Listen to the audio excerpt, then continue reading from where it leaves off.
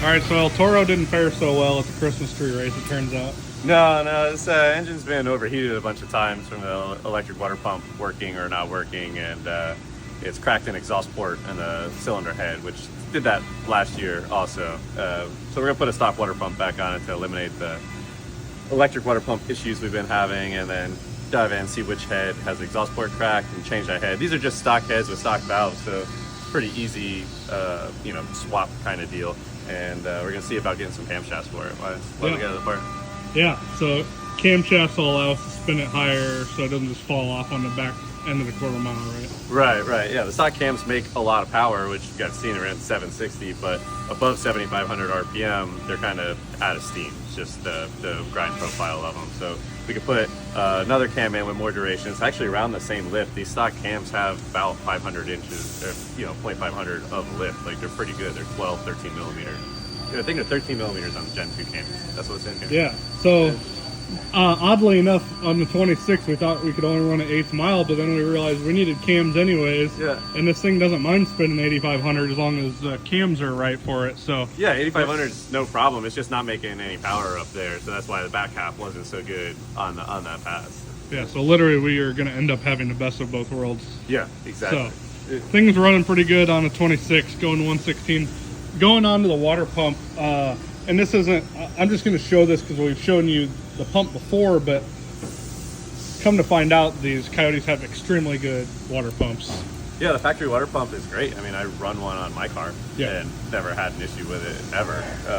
The benefit of electric water pump is you can run the water between rounds, which is cool to cool the engine.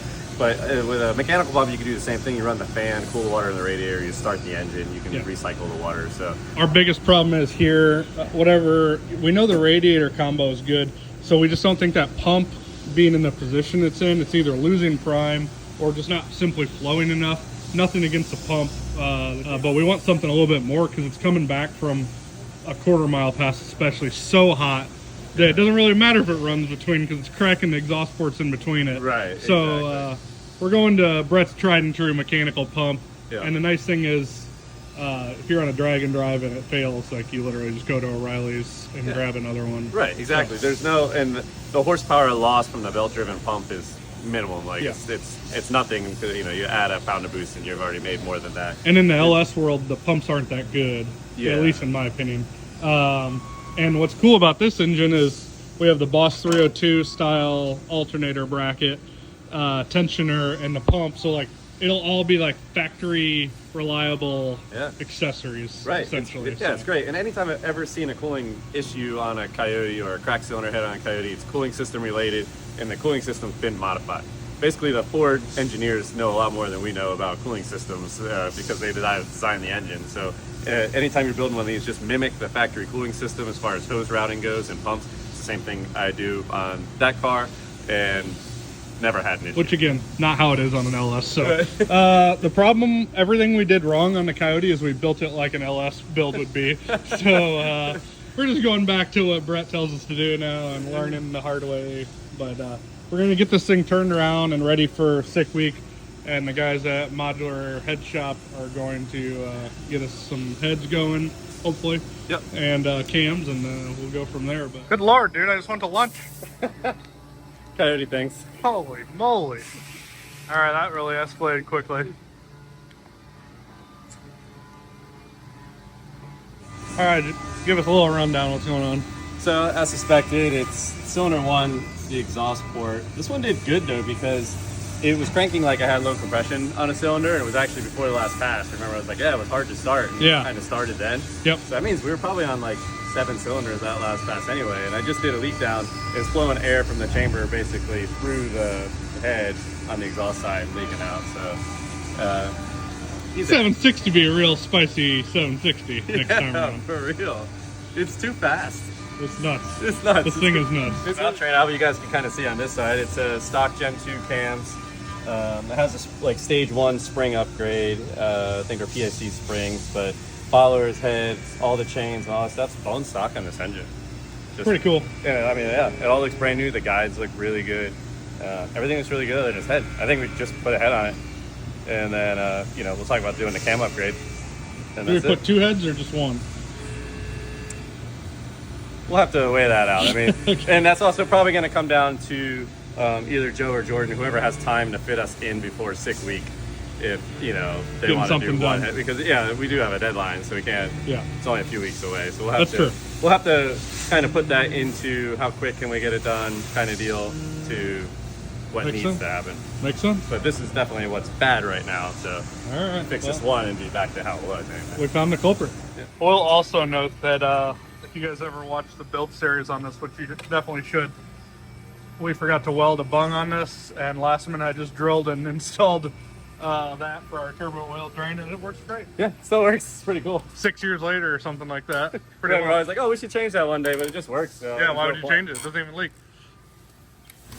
Oh. There's a Coyote engine in here, but not your car. Must be El Toro time. Yeah, it's El Toro time. He's been collecting dust here for a couple months, and it's a little sad. So it's time to get him up and shining and get ready for a sick summer and do the updates that I don't think we've really even talked about yet. Yeah, we're gonna do more than just put fixed engine back in it. El Toro's been more or less neglected for quite some time now, so. It has been, but it's everyone's favorite car. It's our favorite car, realistically. When Yeah. it's running at the racetrack, it's the most fun car we race, I think. Yeah. Like, no doubt. That's coolant from the CNC machines. That just shows you just how that's just how neglected it's been. But what's pretty crazy about this car and a lot of our cars is you can actually like see the evolution of our product lines internally, because a lot of the products on this car are not our products, and we're gonna update that. We're gonna adapt it to some of the new stuff that's going on. Obviously, we test a lot of things on this thing, but yeah, it's time for some love and sick week, like you said. Well, it's like you said, just update it to our current product line. Yeah. Like you said, it's all older stuff. It ran really good, but now it's like, all right, let's put all the newest, Yeah. the latest and greatest on it, sensor-wise, fuel system-wise, all of that, and then use it more. Cool. And then I think we had a plan to rewire this thing again. Yeah, we're gonna rewire it and do an ECU change. Talk about that more later.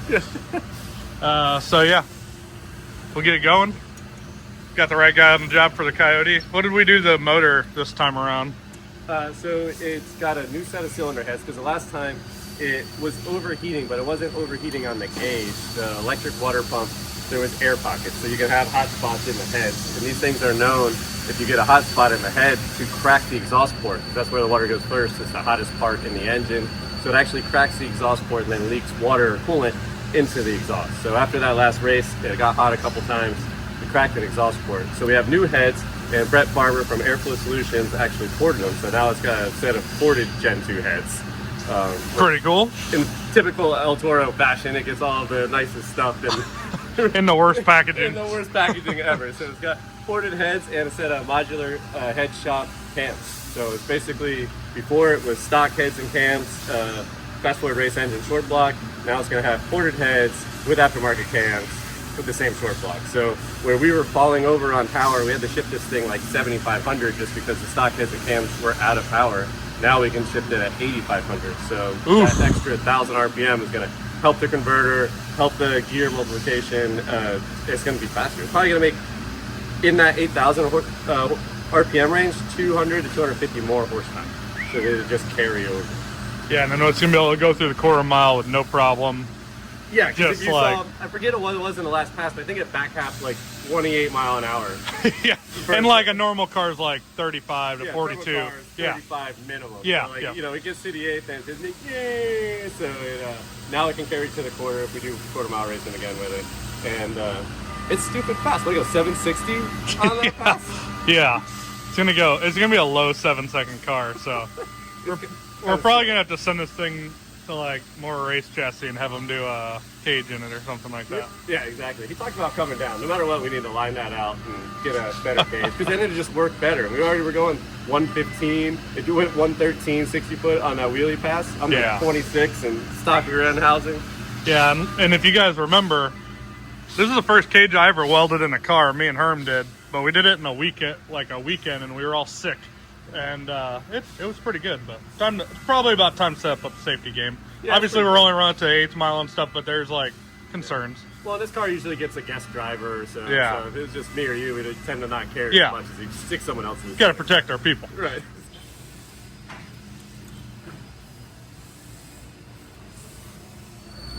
Coyote life involves a lot of difficult valve train setup.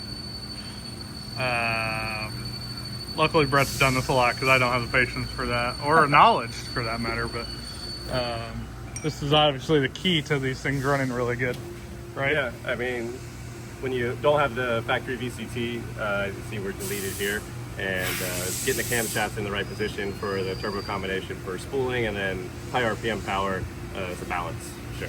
Yeah, and then like people like you and Modular Head Shop, like you guys have like good baselines of like where to put cams at, don't you? Yeah, exactly. We have I have some numbers that we use on all the turbo stuff that works great. And then on this one, we're going to advance the intake just a little because it's a single turbo and El Toro always spools fast. And we put these cams in there and we don't want to sacrifice any spooling because it makes the car really easy to race. So we're going to advance the intake a little to help it spool a little bit. And it'll sacrifice some above 8,500, but realistically, this probably isn't going to be above 8,500. So it's be work perfect. Yeah. Also, don't call Brett asking for specs on this stuff. We're just explaining what we're doing. There's Exactly. Don't email them, don't call them. You message your engine builder or whoever you're buying your cams from. Craig, this is way too fancy for El Toro, dude. A little bit. El Toro's never had anything this nice ever, like even from the beginning. Something is definitely going to go wrong as a result of it. Hopefully not. Hopefully not. Wow. So you painted this. Guys, we were bringing back these Coyote water fittings. We made these like back in 2016 or 17, and we really had no connection to the Coyote world, so we didn't have a really good vessel to sell them. But now it's like Coyote City over here. Yeah, definitely it's changed. Like we have a Coyote, Brett, Jim, Coyote. like there's some of the fastest Coyotes in the world here. Yeah. So we did enlarge this to a 10, I believe a 10 ORB per Brett's recommendation and asking. We have a water pump fitting that goes on the factory water pump. Actually, you're probably The thermostat. we're actually converting this back over to mechanical so this water is like pump. the electric water pump setup if you were to do it, and then we also have it set up for the factory water pump where it has the thermostat cover, which is like a dash 16. Yep. And then I think a dash 10 on the smaller hose. The heater hose Yeah, side. the heater hose. Yeah. So that's a couple other fittings that we'll sell probably together as well. Brett said that was important for flow. So, but anyways, and then of course our motion billet valve covers. If you're new here, we started making these a few months ago, and the guys absolutely killed it at Motion. These things actually weigh less than the plastic factory covers. They have internally baffled PCV system, 20 ORB that goes, we have like 10, 12, 16, 20 fittings for that. Uses factory gaskets, has a port for crankcase, and they seal well, huh? It's just getting out of control. This is we're gonna have to probably paint the car at some point. It's getting to the point where it's gonna need a restoration because everything else. We're gonna put like a cover over the hood when we park it for months at a time in your backyard. That way it doesn't get all dirty. I do feel like it maybe needs a hood. Yeah, right. Yeah, maybe it needs something to cover. We had a hood at one point, and when we built this, while everybody was sick. Yeah. I think they used like plastic rivets to hold it on. We made it one pass. Yeah, they didn't put. Oh, I remember that. Yeah, you raced it. Yeah, it was raced. But yeah, this thing's looking good. It's gonna be a hot rod. Yeah, for sure. Real fast now. What heads does this thing have on it again? GT350 heads? No, so they're ported Gen 2 heads. Gen 2, okay. Yeah. Ported Gen 2 heads. Now, what is the new horsepower capability of this engine? Like roughly? With that turbo, I mean, 1500 is not out of the ballpark. Yeah.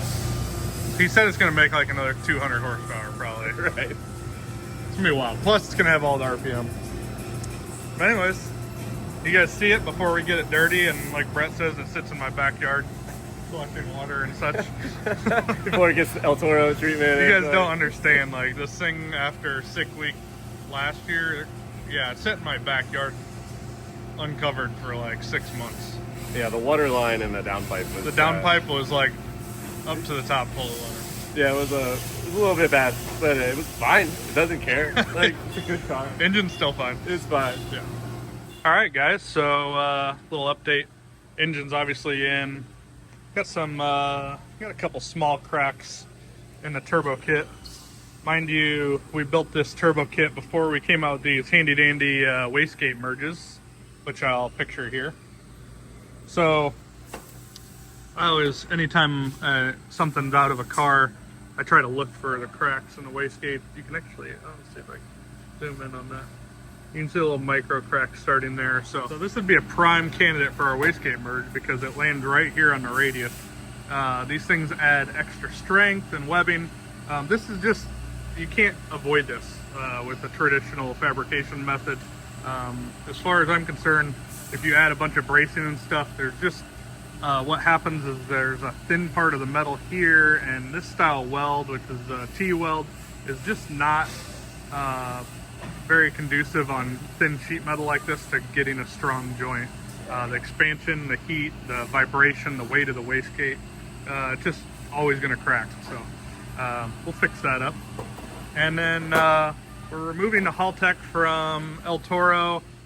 And it's not really any, like, I don't want it to seem like it's coming off bad. We've used a lot of different ECUs over the years. That one's got Motec, it's got Haltech, but we're putting Fuel Tech in this thing. It's the ECU we haven't, we probably have the least experience personally with, and we love those guys because they are just at the racetrack supporting all of the racing that we do, you know, radial racing, all that stuff. And quite frankly, we want to be more familiar with it. And recently, Fuel Tech just started selling all of our Rife sensors on their website. So it's a great partnership for support at the track, at the racetrack. We think that they really care a lot about our sport. And what's really nice about Fuel Tech is they're still a privately owned company driven by passion and not driven by private equity and Wall Street and all that stuff. So it's going to be a good relationship, and that means we have to pull all of the wiring out of this thing. Mostly, I guess. We're going to put in a new PDM, Fuel Tech, and obviously all the wiring associated with it. And then we're going to relay out all of the sensors on El Toro. This thing, obviously, if you remember, was built in 8 days. So layout and everything and sensor and all that stuff wasn't really a prime concern. And this thing was built before we owned Rife. We have tested a lot of Rife sensors. Ironically, this sensor right here was the very first screw-in prototype sensor we made. We just lasered 150 on it because we didn't even have labels made, but built the sensor, and this was our test bed for it. So we took it on a few drag and drives before we ever released it to the market. Oh boy, that's my nightmare right there. That's my active nightmare happening. It's not because most people's nightmare. Yeah, actually. somehow you enjoy it. I don't know why. Yes, it's a means to an end, right? Yeah, and you can, and you know, like, you do the planning right, and then you execute it right. Like, when you hit the button, it just works. Yeah. And you know, and the thing, like, with me being able to work or build the cars and plan the cars and then race the cars, if something goes wrong at the track, the diagnostic process is always a lot easier because you know where everything is and you know how you laid it out. So yeah. It lets us get over problems really quickly. So there is advantage to wiring your own cars.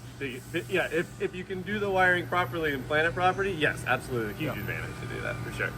So separating out the body harness, I'm guessing. Yeah, because we don't need to rewire the headlights and taillights. We're just gonna pin that at the PDM, so we can save a big chunk of time by reusing that because that's just fine. But the engine harness is gonna go to the Fuel Tech now, so we're gonna do a new engine harness. Are the headlights even working at this point? I mean, I'm not sure how effective they are.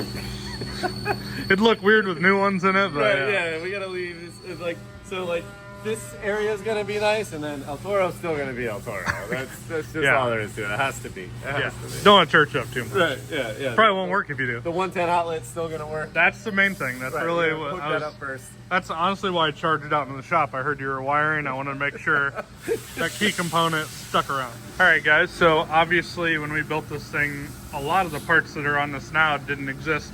Fuel regulator being one of them. This is something that's always driven me kind of bonkers, honestly, because when you're trying to lay out an engine bay, this is a lot of room, and rarely do you have a lot of extra room. And unfortunately, fuel systems are oftentimes less. So nothing to do with brand. They're pretty much all built like this prior to a lot of the options we recently released with our Fluidworks. This is something I've wanted since way back in the 2000s, and you can see the inlets come from the front. So this new regulator, we're really proud of how it handles dynamically. It's not really just a pretty package. This is a regulator we designed from scratch, and dynamically as fuel demands and flows and pressures change, we find it to be very precise dynamically, and that has a lot of advantage when you get into fine tuning. So obviously the other benefit is this thing is going to lay here, and the lines are going to run very satisfyingly together and package a lot tighter. You could even move it in a corner and put some 45s on it just to swing it out around the valve covers, whatever you want to do. But you have a lot more options. Also, the mount system, you can mount it on 3 of the 4 sides. Your reference port's here, and then reference port here. So a lot of thought went into this. We have this version, and then we have a 90-degree version. It would be obviously not on this application, but it would be perfect on the end of a fuel rail, where you can just shoot it straight across. And then we have your traditional like that, but say goodbye to that thing and the huge amount of space it takes up.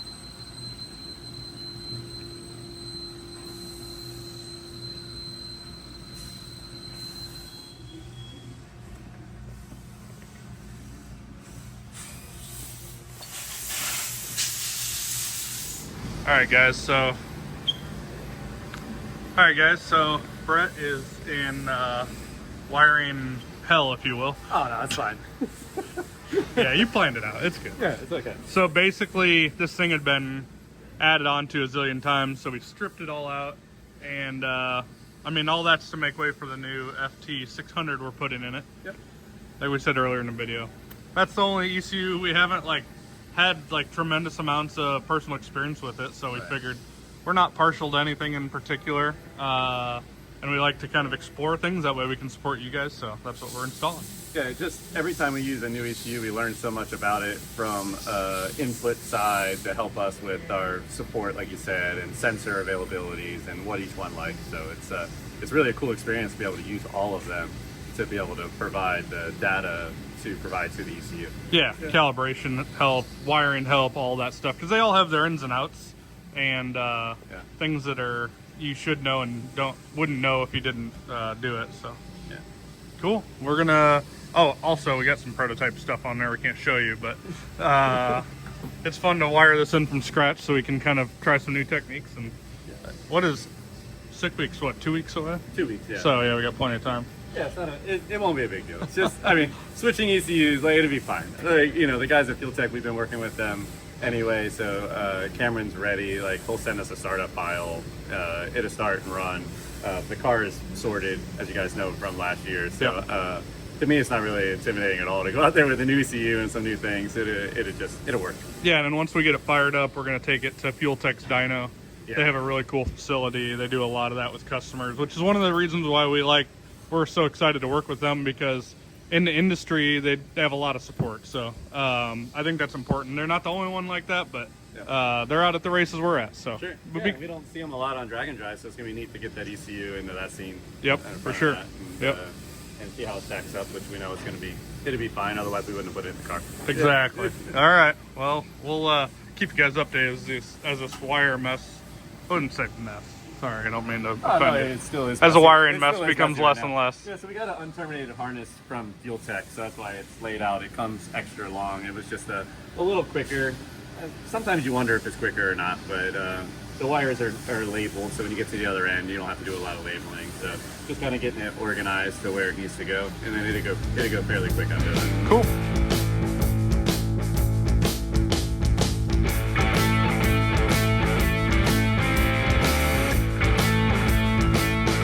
Watching, we've been doing a big update to El Toro, basically in the electronics section. So we got a Fuel Tech FT600 going in, and we're resensoring and rewiring basically the whole car. El Toro was kind of built a long time ago, and when Rife first started, actually had some prototype Rife sensors on it before and just kind of mixed match stuff. So when we put the Fuel Tech on, we wanted to redo everything to bring it up to date with the current offerings that we have and how we would want to wire one. So we censored this out. This is a single turbo Coyote engine, but this would apply basically to any turbocharged engine or even supercharged engine minus one sensor on the system. We laid it out with sensor blocks because this is our favorite way to do it, especially when you're wiring a car from scratch, because it simplifies the wiring so much. With the 2 blocks on the side there, there is no wiring going to the engine for any of the pressure sensors or temperature sensors running the engine. So it's really nice when you go to service the car. When you're building the harness, you only have one connector. We have a cam sensor, a crank sensor, and a TPS, and that's it as far as the physical engine goes. So everything's out of the way, it's protected. Again, when you're servicing it, you're not taking off your electronics, putting it in your toolbox. It's staying on the car where it's supposed to be. It's just the best way to do it. It really is. I've been doing it like this for a long time on my cars, and there's virtually zero failure rates this way. And again, this is nice because the sensors stay up here. Your engine loom becomes extremely small. So a lot of guys like myself will have an engine loop with a mil-spec Autosport connector. So when we go to take the engine out, you have one connector and the engine loom stays on the engine. And for this, it's extremely small. It's 8 injectors, 8 coils, TPS, cam, and crank. So there's barely any wires on that. So if you're going to recreate a spare, or again, serviceability, it just is less room to make mistakes, and it's easier access. Now, as far as the sensors that we pick for the engine, for pressures and map sensors, we always find the range that the car is going to be running in. So fuel pressure, we chose 150 PSI, because when we run this, it's probably going to be around 100 PSI, but it may go over. So 100 PSI sensor really wouldn't take us there. So we brought that up to 150 PSI.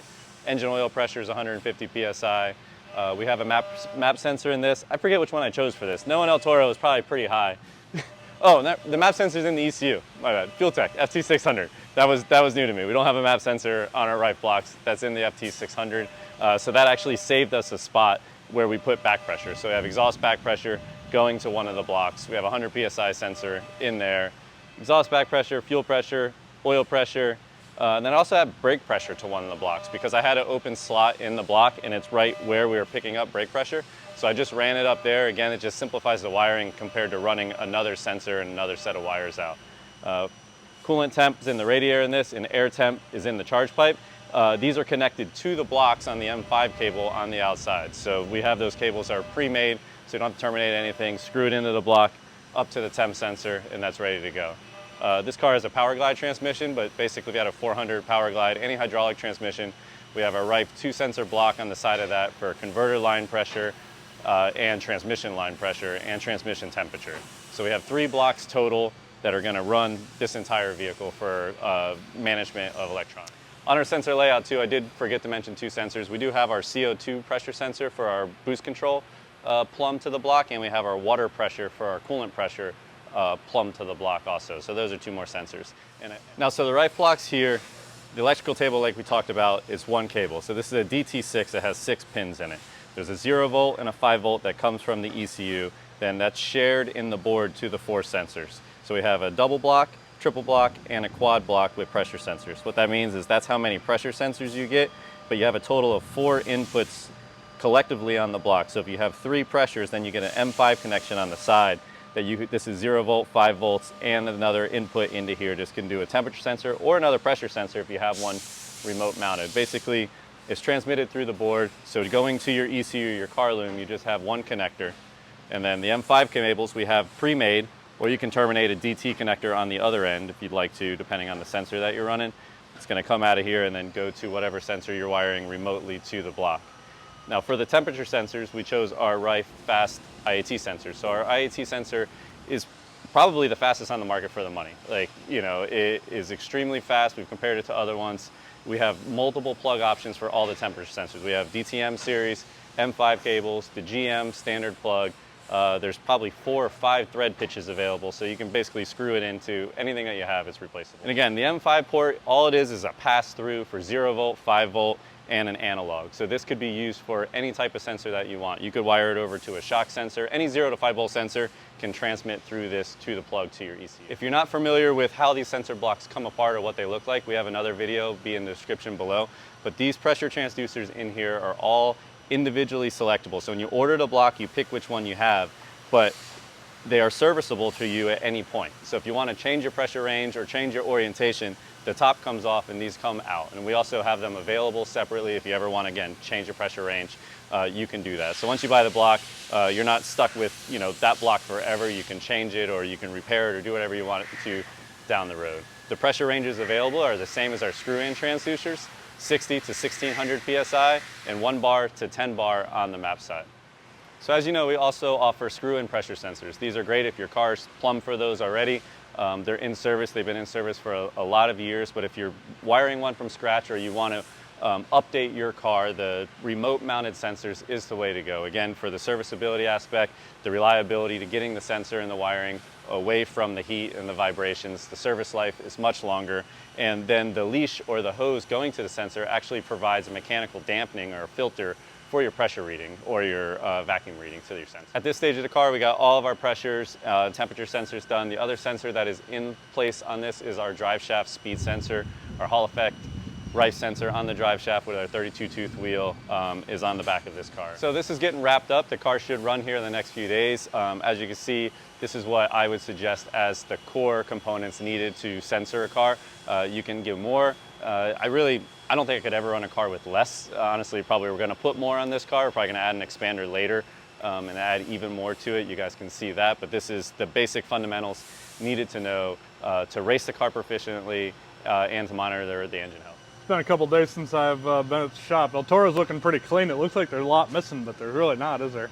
No, just the plug wires and the charge pipe and the downpipe. That's pretty much it. Main harness is done, switches are done. Got to wire in, hook the lights up to the PDM, and we're ready to fire it. Yeah, if you guys have been following El Toro for a while, it's been a lot of patch jobs stacked on each other. This is why we kind of just got to a point where we were starting to have a bunch of like intermittent issues, and it was like, all right, let's take a step back, rewire it, replumb it. Like, we didn't have our own fuel pressure regulator on it. That cleaned things up. Fix some things with the cooling system. You have your, we have our expansion tank mounted as the highest point now, so you can actually fill this thing properly and get the air out. Yeah, we put a mechanical water pump back on it. Did get a camshaft upgrade and a little bit of cylinder head work, so. Oh yeah, definitely, El Toro definitely need to be faster. We had them out, and Brian was like, you have to do it, it's a part. And I'm like, yeah, you're right. I mean, it's not a service unless we do that. Yeah, El Toro just continues to get the love, but this is actually a product I don't think we ever even released formally. They're on our website, but allows you to run a radiator cap in a remote location. You can see kind of like where the radiator was. It wasn't necessarily the highest point in the cooling system. Yeah. So we think, along with, we had a electric water pump that died. Yeah, the Coyotes are bad about getting air pockets in the back of the head, so and it just like comes from the water level, like you said. So getting that to the highest point, so the water pump always has something to pick up on. It's gonna improve it. Yeah, and that's pretty much why we broke the cylinder heads on it. So, come to find out, as a GM guy, our water pumps aren't very good, but the Fords are really, really good, and they're like $40 for a factory mechanical pump. So, I know, right? There's still a stock mechanical pump on my car. Yeah, exactly. Yeah. One of the fastest Coyotes on the planet. Mechanical factory pump. You can't overspin it. They move tons of water. There's no amperage draw. Like the whatever 5 horsepower you're losing from the belt is irrelevant on a boosted combination. So. Yeah, it's a reprogramming of thinking from my traditional like GM LS days. So, but this thing's very clean. A lot of the wiring that we kept patching onto and adding onto, like you said, we had a bunch of prototypes, and now we're like, all right, we don't have to put screw-in sensors while they work really well. Like, let's just do everything how we want to do it and make this. I mean, basically, this car is a paint job away from being a masterpiece at this point. Yeah, it really is. I mean, it's cool. It's fast. Not that we'll ever do that. It runs great. No, I don't think we can paint it. We got to. But at this point, we're going for reliability, because this thing is like everybody. It's the people's car, like we talked about. Yeah. We want more people to experience it, more people to drive it. We want it to bring more people into the sport. So, and get like their licenses in it and stuff, but that requires us to not have to work on it constantly. Right, yeah, we have enough stuff to work on all the time rather than the car. And like you said, it's nice to bring people in, let them experience this car. It's a ton of fun because it's unassuming. Like, Cameron was here the other day from Fuel Tech, and he didn't believe me that his car went 480s already. And I'm like, yeah, like, it's fast. Like, it's knocking really... on 6-second door, like, it's crazy. Right, yeah, it probably, like, it will now for sure. Just because 6 is like just how it is. It's insane. Yeah. It was never supposed to be this, but I'm not mad that it is. So. No, yeah. All right, guys. So Brett is wrapping up on a wiring job. This was just like, hey, Brett, I know you have a lot to do at Motion, but I think you could just rewire this thing. And he's almost done. Just it looks like there's a few more wires to go inside there, but it's much cleaner. Did we keep the power source for the Christmas trees, or are we gonna have to add? Yeah. The 110 outlet. Okay, the 110 outlet is still wired in the car. All right, that's a must. There's a few things that you can't remove from El Toro. I kind of woke up with some night sweats the other night. Like, we can't get rid of that. We cannot get rid of that. It's a permanent fixture. Right, yeah, it's still El Toro. We will never take it away from that. All right, so you guys can sleep easy, but we'll have this done here in a couple days, and we'll be heading north to Sixth Summer up in Illinois. And I guess we can announce it now, but like you're driving this thing. Yeah, I'm It driving. wasn't like what it was gonna be. No, well, we weren't sure. We always knew we were going to have someone driving it. Blaine was going to drive it again. We had a couple other people in line, and someone we had in line, they're still going to passenger with me, but they're like, I want you to drive the car. So I'm like, all right, I'll drive the car.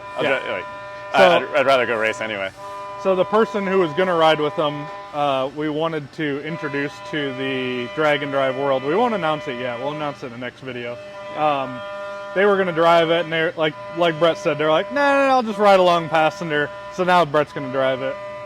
Like I said, this car is for everybody to experience and everybody to, kind of learn about drag and drive and small tire racing, all that stuff, together. Yeah, well, and it's running rowdy radial. It's such a fun class, especially for this car. It's 8th mile. It's over quick, 26-inch tire. Yep. And maybe we'll just do some big wheelies again like we did on a Christmas tree race. I think it'd be fun. So as we're completing our wiring, our next step will be to test all of our inputs and outputs. So this is a new harness, new ECU. Before we go to fire the engine, we'll power it up, we'll cycle the screen, and we'll basically test every sensor, make sure they're inputted to the right channel on the ECU to make sure our wiring is good. We'll fire this up soon, next few days.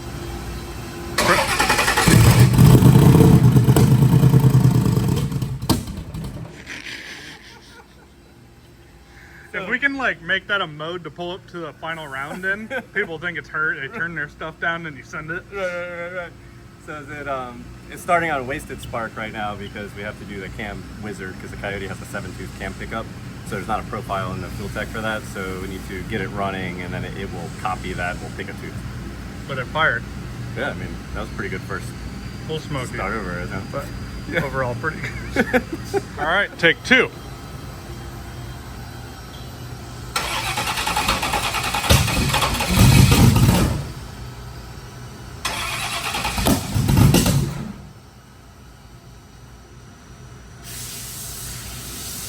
Yeah, so wasted spark means that it fires both banks at all, Yeah, one every top dead center. four and four. Yeah.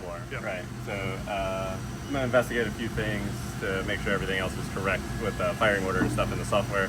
Well, maybe that doesn't matter. But anyway, I'm gonna look at a couple things first because I don't want to run it like that. Yeah, it can hurt stuff. Yeah.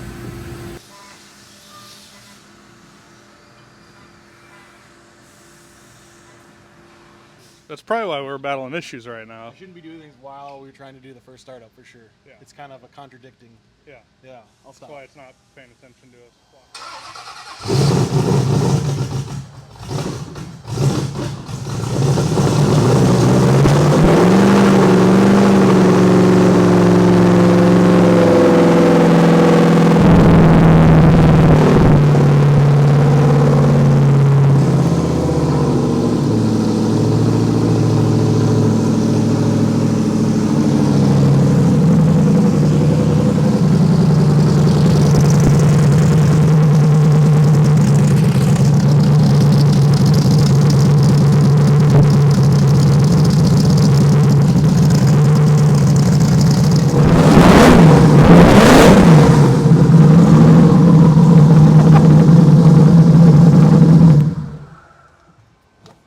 Hey, we know it'll run at least 760 just like that. Right, yeah, we've proven that cylinder doesn't need to run. We don't need a spark plug in that hole to go 760. I think went 480 on that pass too. Oh my gosh. It's gonna freaking fly, dude. Science. It sounds a lot more rowdy now with those cams. It doesn't sound like an F-150 anymore. Startup is not like an F-150. I mean, I know it's on 7 cylinders, but you can hear it's got some more overlap in it and everything. So. This is gonna be good. Yeah, it's gonna be real Where it good. needs to be. Yeah. Rowdy Wow. radial on notice. Tanner, better watch out. Oh man, we got a competition within TBM. Tanner's, what was it, 68 Chevelle? Yep. Yeah. And this thing, man. Beauty and the Beast. LS versus Coyote and a beautiful. It is Beauty and the Beautiful. Beast. Chevelle. Yeah, his car is done very, very well. Yeah, his But, car is gorgeous. But El Toro's that one that hurts feelings though. Yeah, that makes He's it probably at hurt. home right now cleaning up the Chevelle, getting ready, because he's actually ready for the week. He's tested, dynoed, ready to go, really. I think we're ready. We're Yeah. ahead of schedule. Yeah, what are you talking about? Yeah, I mean, this is pretty much ready. He's ready to go. Started Doug's car yesterday. Started this one today. Yeah, Ready to we're go. golden. Well, that seems semi-successful. Yeah, it was great. Found out we have one bad coil. So Probably had it before, didn't know it. Probably had it that night. Potentially. Who knows? So we got that fixed. We learned Cameron from Fuel Tech logged in. He's actually here on vacation. He's down the street, but he logged in remotely and did a sequential learn for the cam sensor, and it was running pretty good for 7. Yeah, sound pretty rowdy. Yeah. Smells like a 2-stroke. Probably because we had the engine apart and a lot of oil in the cylinders, but Yeah, definitely. hey, it's running, man. Yeah, no, it's pretty cool. And we're ahead of schedule too. Everything's working. All the sensors are reading. All the inputs are working. So we have a little PDM programming to do. It's my first time using a hard wire, so it's a little different for the lights, but can't ask for better than that. High five. Yeah, pretty exciting. All right, so we'll get a coil on this thing. We'll do a 2-step check in the parking lot. For sure. Oh, you know what? The cylinder, yeah, that cylinder not firing. Yeah, that's where all the oil's coming from. That makes sense. For sure. Yeah, that makes sense. Yeah. So we're at least, we're a week ahead of time, right? So Yeah, essentially, yeah. We weren't leaving until next Thursday to go to Fuel Tech's dyno to run it. So this gives me enough time. We'll do, some troubleshooting. we'll spool it, just go through it, make sure everything's working before we go up there and have any issues on the dyno, which that'd be smooth. So as long as mechanically everything's good, the dyno would be quick, just some little tuning, and we'll get it closer even just here, putting it on the brake, and probably go drive it around. yeah, Yeah. drive back and forth to work a couple days. Exactly. Oh, we got definitely do a burnout. Yeah, pre-dyno burnout. That's what you should do. Burnouts. Before we do any tuning, just launch it on the chip outside. Yeah, that's kind of a rite of passage here at TBM Motion Raceworks. That's just El Toro. It wouldn't have it any other way. you Click know? clack, El Toro's back. Right. That's the name of the video. All right, guys, so next video you guys will see, hopefully do some 2-step checks and take El Toro to Fuel Tech's dyno. They've been gracious enough to invite us up there. They want to make sure this thing does well on its first drag and drive with Fuel Tech. So we're pretty excited about that. And from there, the chassis, transmission, and gearing, all that stuff's the same. So we're going to have a little bit more horsepower and hopefully have a lot of fun. So don't forget to tune in. If you're not subscribed already, hit that subscribe button. We will see you guys later. Thanks for watching.